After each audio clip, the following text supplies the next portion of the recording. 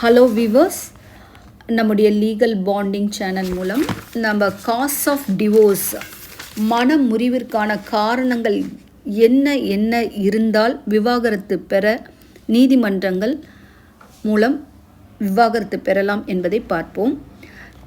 முதலில் திருமணத்திற்கு பிறகு அவரது வாழ்க்கை துணைவர் அல்லாத வேறு ஒருவருடன் தானே விரும்பி உடலுறவு கொண்டிருக்கிறார் என்றால் had voluntary sexual intercourse, இதையும் ஒரு காரணமாக காண்பித்து விவாகரத்து பெறலாம்.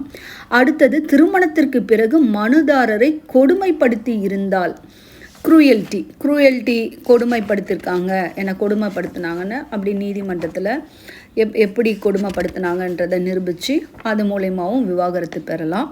மூன்றாவது, மனு செய்வதற்கு உடனடி முன்னதாக தொடர்ச்சியாக 2 ஆண்டுகளுக்கு குறைவில்லாத ஒரு காலகட்டத்திற்கு மனுதாரரை எதிர் மனுதாரர் கைவிட்டு சென்றிருந்தால் டெசிஷன் சொல்லுவாங்க.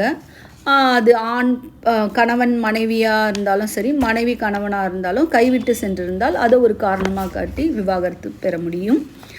அதுக்கப்புறம் தம்பதிகளில் ஒருவர் வேறொரு மதத்திற்கு மாறிவிட்டதால் இந்துவாக இல்லை என்ற காரணத்தினால் மற்றொருவர் மனமுறிவு கோரலாம்.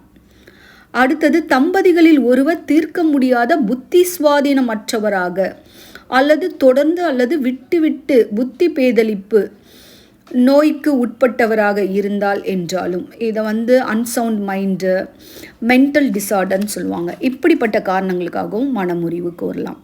தம்பதிகளில் ஒருவர் தீராத மிக கொடிய தொழுநோயினால் பீடிக்கப்பட்டிருந்தால் மற்றொருவர் மனமுறிவு கோரலாம். லெப்ரசி அந்த மாதிரி.